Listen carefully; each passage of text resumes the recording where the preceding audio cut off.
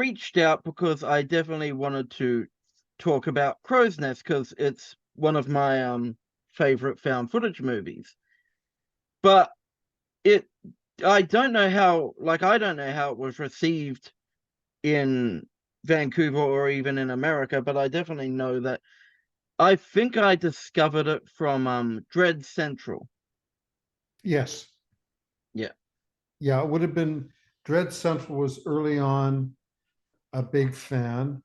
It Crow's Nest had was picked up by uh, uh, IFC Sundance, and we got about a 2 or 3 year window on Netflix in the United Oh. States as well. And IFC was behind the film and gave it the Friday night midnight screening at the Waverly in Greenwich Village. Now, the Waverly is notable for Midnight Madness. For it introduced, of course, Rocky Horror Picture Show and El Topo for two, cult films, and we got the midnight screening, and it was released on video on demand um, and had a theatrical exhibition the same night. Unfortunately, two tornadoes hit Manhattan, if you can believe it, and I think there were two people made it through that and attended the midnight screening, and that was it. We immediately were pirated, which you know um, probably backhandedly helped us to a certain extent, but it had all the beginnings of an opportunity to become a cult film. It had problems with distribution, like another cult film, Donnie Darko. Donnie Darko was released on 9/11. And, part of the problems with that create cult films. I'm not going to suggest that Crow's Nest is a cult film, but it had plenty of opportunities to become one.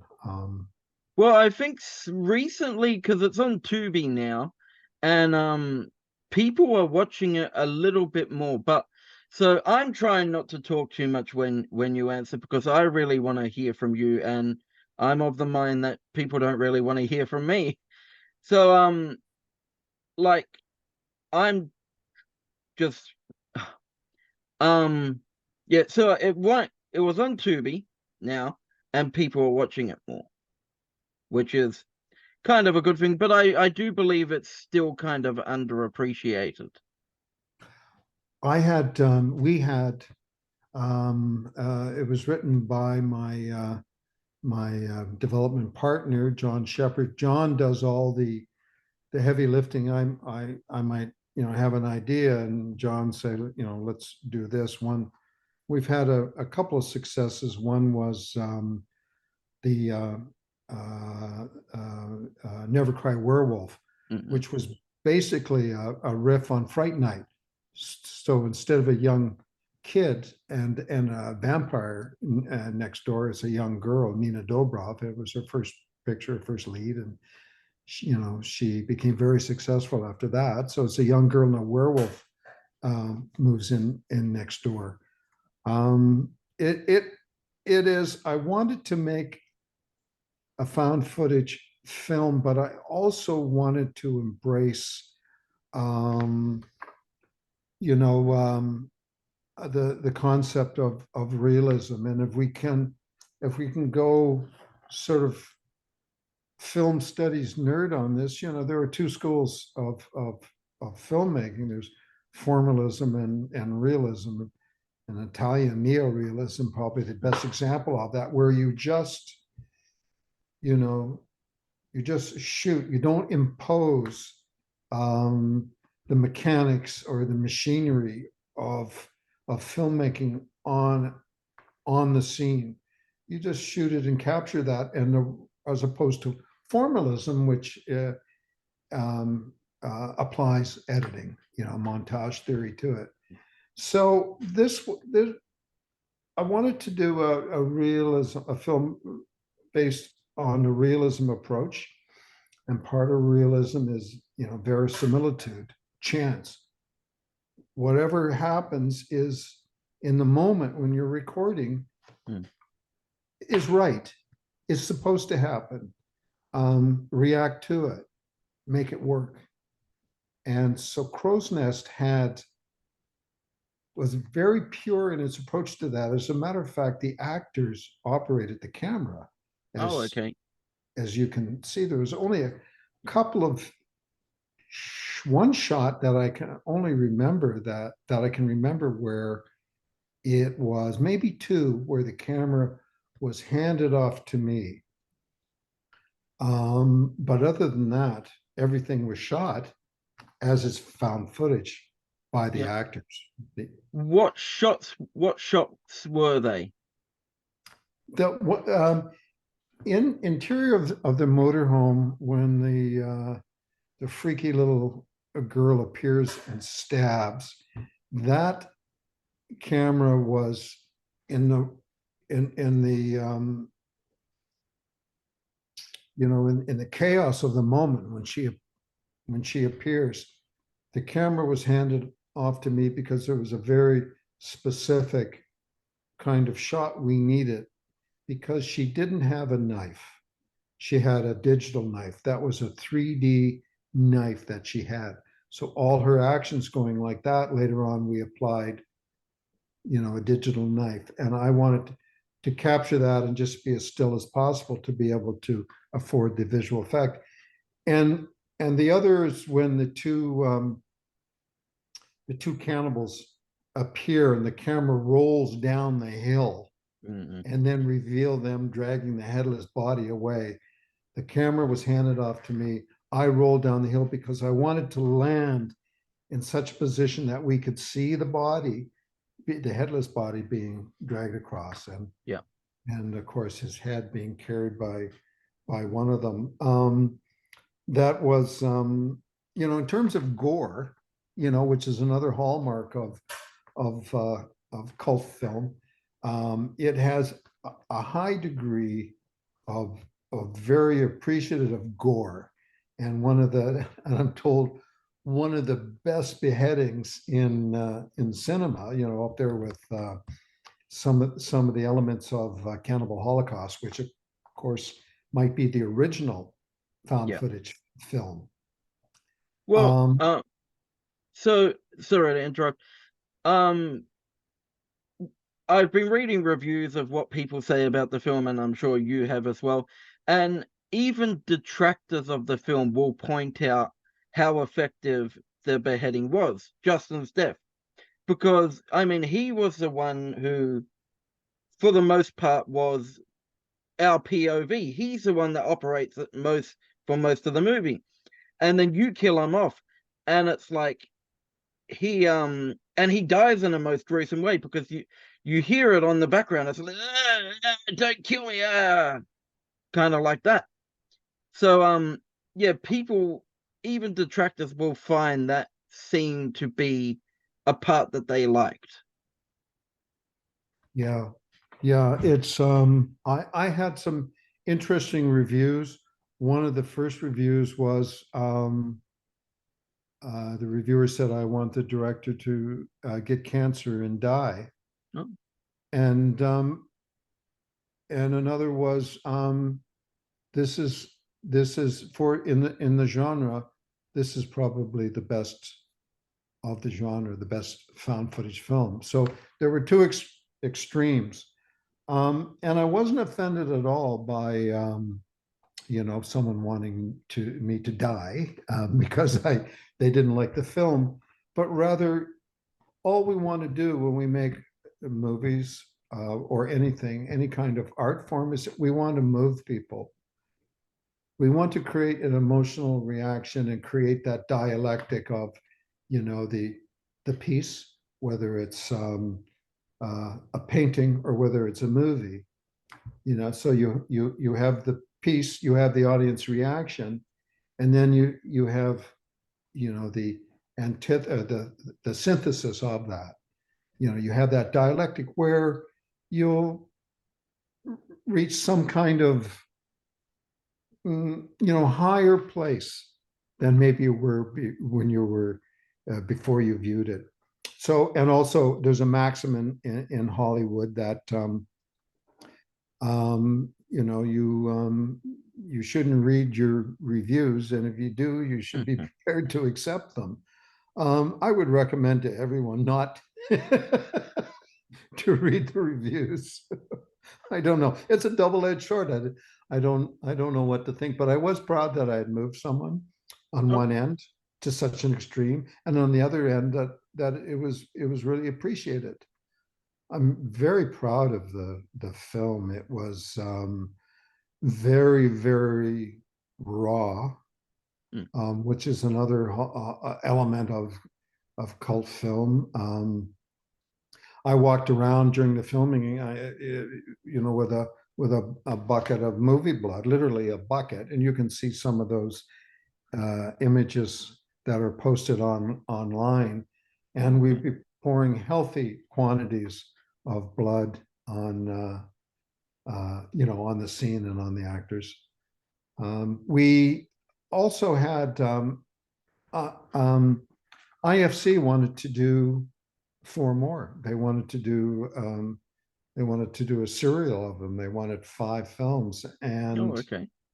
we John wrote. We I pitched some ideas, and John wrote two scripts. But you know, we had a producing partner, distribution partner who you know, didn't want to go forward with those scripts, whereas IFC was happy to take anything. So, you know, we're still talking X number of years later, 13 or 11 years later, I guess, Yeah.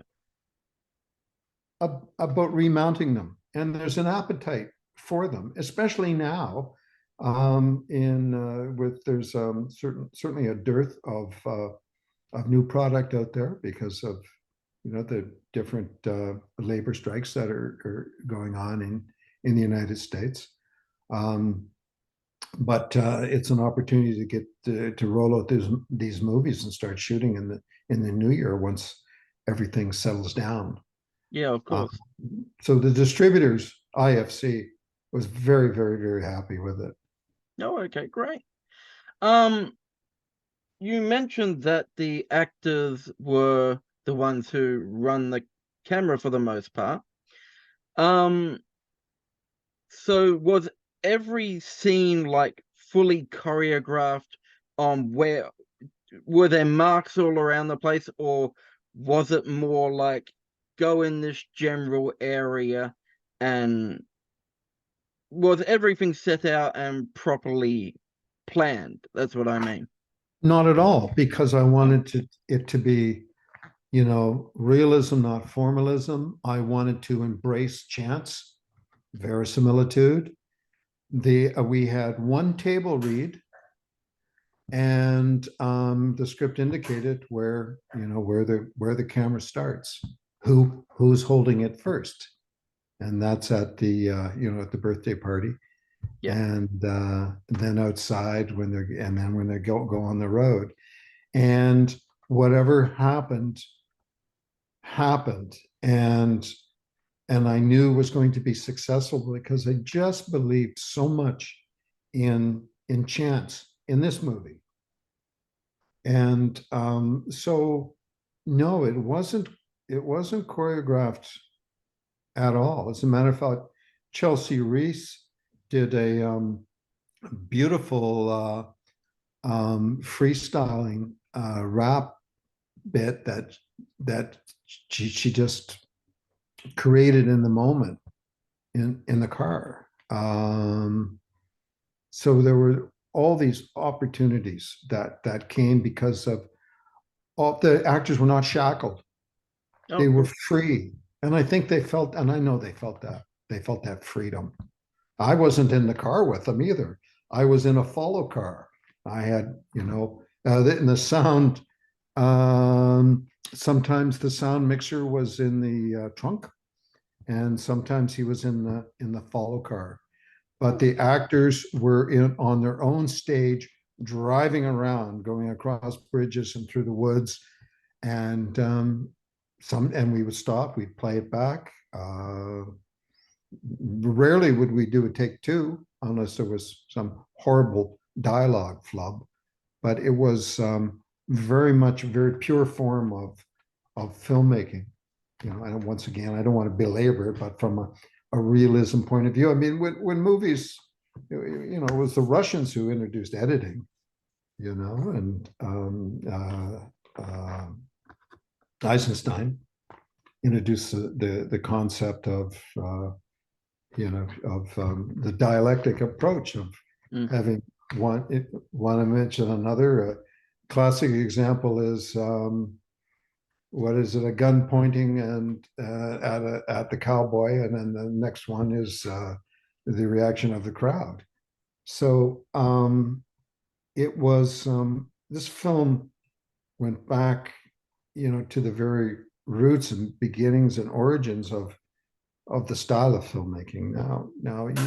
Yeah, there was some editing, but it was basically things were but spliced together. Oh, okay. Ron Yoshida did a wonderful job editing, and we had a beautiful sound effects track. So, you know, it was embellished with that respect, but capturing it was raw and real, and it was found. You know, it was literally found in the moment. So the beginning, in the apartment, I did want to know, like, was that kind of guerrilla style in that, because you were filming across the road as well and filming down the bottom. Were the people across the road and down the bottom extras, or was it just like shoot them, who gives a crap? Yes, because they couldn't be identified, we could use them. It'd be very, very Oh, difficult. And in order for a film to be released or distributed, you have to have an errors and omission clause. So we had Doritos chips, or what was it, Frito-Lay chips. And I didn't think there'd be a problem with that. So if you've noticed, that was sort of smudged out a bit. yeah. And after the fact, I got in touch with the company. It was Pepsi at that time owned Doritos, and the brand rep said, "Oh, it's just not the right fit for Frito Lay." She said, "If you would have used Doritos, that's more of a rougher, raunchier kind of placement, you know." So we had to have our errors and omission insurance, which means anyone you could identify, you would have to have a release from them. Yeah. So if you notice from the footage on the street and taking in the windows across, you could not identify who they were. You know, there was one window that had a very distinctive Mexican flag in it, so we had to, you know, avoid using that as well. Interesting. One thing I've written down, the characters. So, you know, when it comes to like uh you know, middle of the woods cannibalistic movie like this, the characters sort of usually are just fodder for the um killers to kill. But these characters seem to have more personality and actual proper lives. Uh you know, during the Bible rant, there were some really good reaction shots of from Brooke and from other characters, because she was going on and on with the Bible rant, and you could just see like little subtle touches. So was there much um well, you mentioned there was freedom, but was there also kind of improv on set? Oh, absolutely. And as a matter of fact, that scene with the preacher, and I think they're broken down on the side of the road, Yeah. and or they took a break, and the birthday were written afterwards because we were too short, and we needed to come in north of 84 minutes. So those scenes were added afterwards. The song that John Shepherd is the voice of the preacher. John's the writer of the script, and the song is "What a Friend We Have in Jesus." I think was in the public domain. Oh, okay. And Who so it was made? improv. Sorry. It was so much improv. And by that time, the kids were, they were very, very young then, the actors, and they were fully formed actors at, at, at such a young age. They were an ensemble that were packed in and so close. And it was tough because they had to drive for 8 to 10 hours. And then when we made our way up into it was shot over a week or so, when we had to make our way up into the woods, it was raining and it was cold, and everyone was committed and they were in character. So the improv came naturally. That was spontaneous and part of the narrative. So, just a line from the script, which I really liked, and everyone was laughing during this. So, I mean, there might have been a bit of corpsing. I can't hear you. I have an infection in my ear, and I was like, and everyone started laughing. And I was like, are they corpsing at this moment? Because it was kind of a comedic scene, comedic line, um, out of nowhere, and I was like, is that improv? That was absolutely improv. Yeah. Yeah. No, John. John, it was something that it was a joke and ad lib that it felt was apropos of the character, and also it placed it in a more juvenile context too. They're not yet adult in a sense. Yeah. When they finish this, of course, they're dead adults, but through it they grow, they bond, and they grow up. And they face adversity, they face death, and I don't think there's anything that would shed your childlike nature and bring you into adulthood when you're faced with life or death and Yeah. that choice, or just the Um, fight to the end. who made the song Todd is Dead?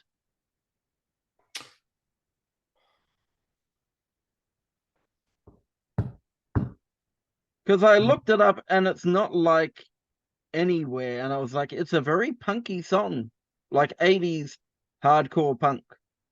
Oh God, that's the composer. um it was a band. The band Todd is Dead was the band as well, Oh, okay.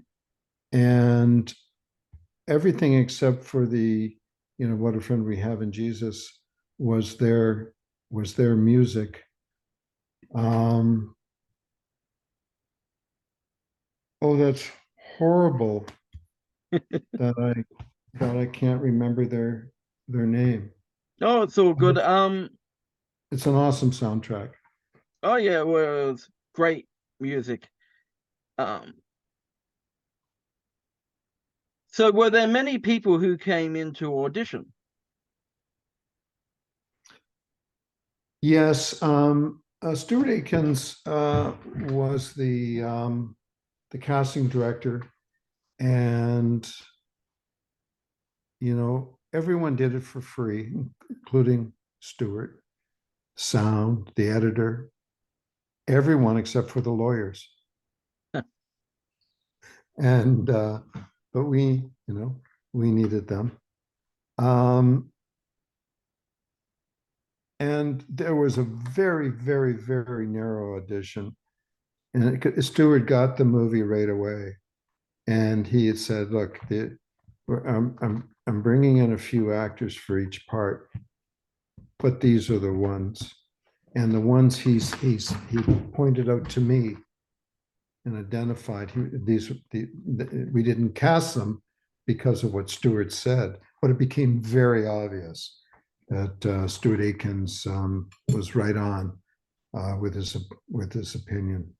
Um, so it was very narrow casting choices, and we did so well. Good.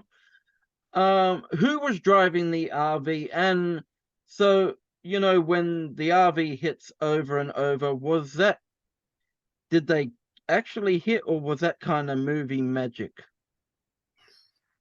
It was a bit of both. Um, a friend of mine who was a former police constable, motorcycle cop, I named Ian Carter, and I've used Ian in a lot of work I've done on camera. Um, uh, he was in First Wave, and he was in Dead Man's Gun with me. Um, a number of other films, but Ian drove it, and Ian bumped it a bit when the rear window was blowing out, when the glass breaks. We had a special effects guy show up with a little mortar, and he lay in the back of the no. It was one of the actors. I think it was Chelsea had the switch in her hand, and she knew when the when Ian got close enough, not to actually bump us, but when he got close enough, which was just a few feet away, then she triggered the explosion. And at that time, a number of things had to be choreographed. The glass breaks, and they react, and the camera shakes, but the vehicle itself didn't really drive anywhere. So it was just this beautiful choreography of Ian coming up close. We added the air horn later. Chelsea set off the charge, who was operating the camera at that time.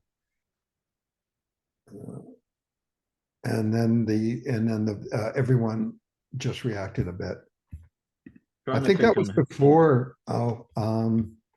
before Olivia died. I think Victor was operating the camera at that Yeah. time.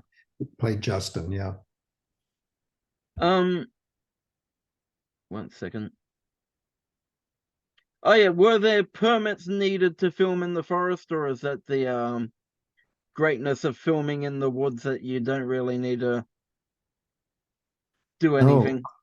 well, safety was always a concern, and we needed to lock down those roads. So that's actually a research forest for the University of British Columbia, and we were able to get a permit, and we were the only ones there. So we knew, because we couldn't afford to get traffic control and lock up long stretches of highway. So we had the research forest, the demonstration forest, all to ourselves. Great. And it would have been, and things get kind of hairy because, once you call action, and the chase is on, and you've got five kids in a Jeep, and you've got the motorhome chasing them, your emotions take over. Yeah. And they were flying, and thank goodness that we had some wide open spaces, and the roads were safe. But we had that whole forest to ourselves, gifted by the university. Oh, that was great. Yeah. You mentioned that the knife with the little girl was CGI. Was but so when she's lying in the RV and she's a bit fucked up, and Justin comes in, was that practical effects, or was that more a bit of uh digital editing as well? Well, we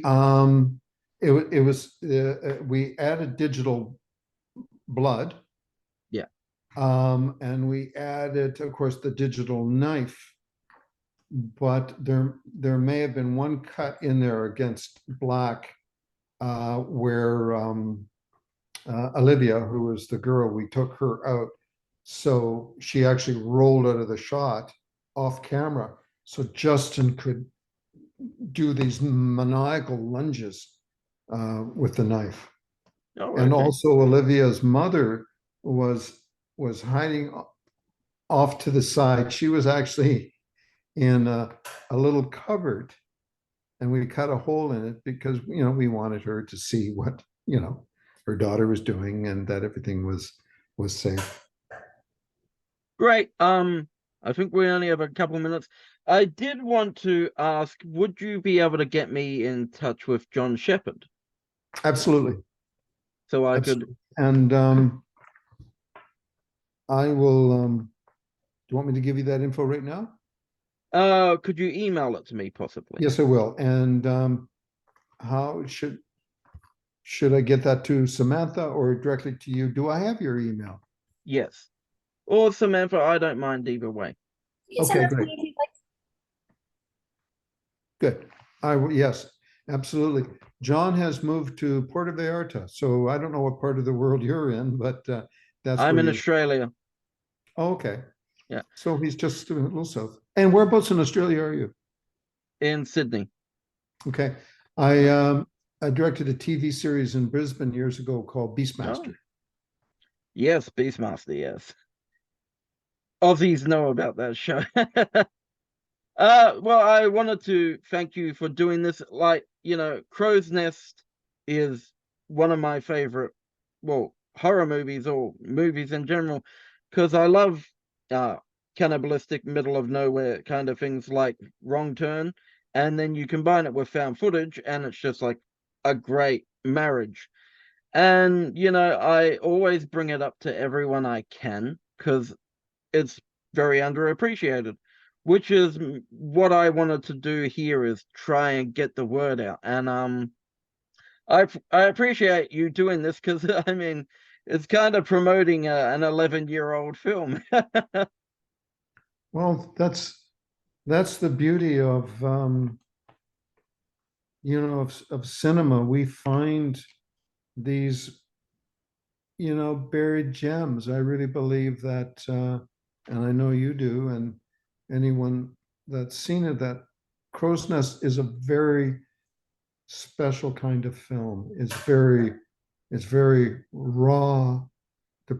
As a matter of fact, I was hired out. I got a call out of nowhere to produce a TV series in called The Substitute in Beijing, and it was the first sort of series for the IGI TV, which is a big television network in China owned by Alibaba.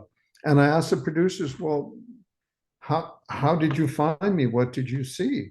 And they said, we saw Crow's Nest. And we wanted, and the performances were so real. And their objective in doing The Substitute, which is the Chinese translation for stunt man, they call it The Substitute. They wanted to get away from what you traditionally see in Chinese television, which is very broad in theatrical performances. They wanted something different, something real, and as they said, Hollywood. But Crow's Nest was the one, it was the picture that they saw, and they loved the performances. They felt that they were so real, and they wanted me to help them bring that style to them. Oh, great. Yeah, thanks again. I don't know if I'm taking too much of your time up here, so I think we might leave it at that. Well, are you able to get me in touch with the actors as well, or would that be I will do my very best. Oh, Absolutely. okay. Yeah, we will Because do. I want to talk to everyone about the movie because I mean, as I said, it's one of my favorite films, and I kind of want everyone's perspective. I'll get you in touch with the composer, Oh, the great. editor,